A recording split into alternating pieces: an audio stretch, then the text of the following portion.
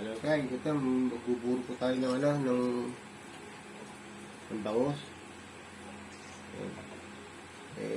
Nakagawa na po ako dati na ito. Ito po gagawa po ulit tayo. Yan. Papakita ko na po sa inyo kung ano yung pagbuburo ng bangos. Yan. Bangos tsaka kanin lang. Tsaka asin lang po gamit niyan. Yan. Kapag kung kailangan po itong lalagyan natin, kailangan po yung tuyo. Wala pong bata kasi po para maliit po ang ating maging buro. Ang gagawin po muna natin ngayon, ito po, lalagyan po muna natin ng kanin. Ayan. Kanin muna. Kailangan po sisiksikin ganyan. Ayan, siksik.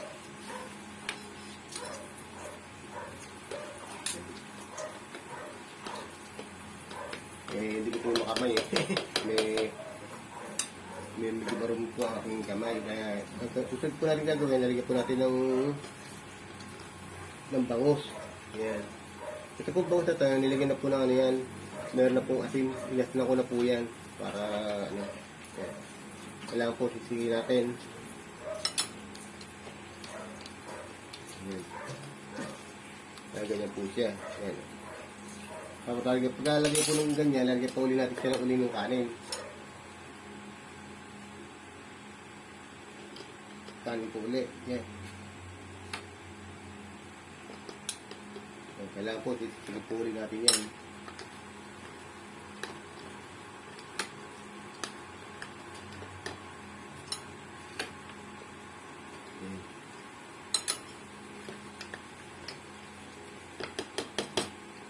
Tapos talaga po ulit natin siya ng bangus na mayroong asin.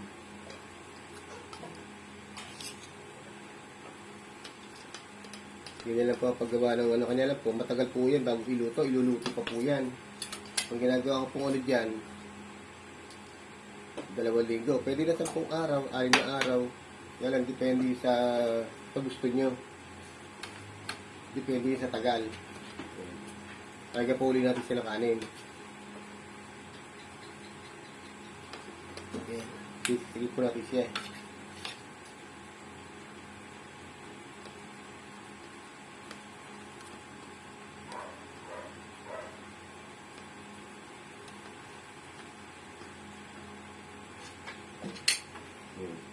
Pagli pa natin ng konting asin.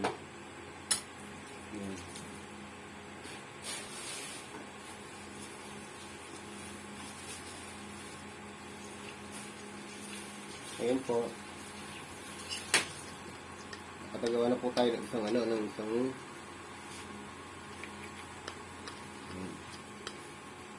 ilalagay po natin siya ng topic sa takip para wala po siyang singaw. Ayan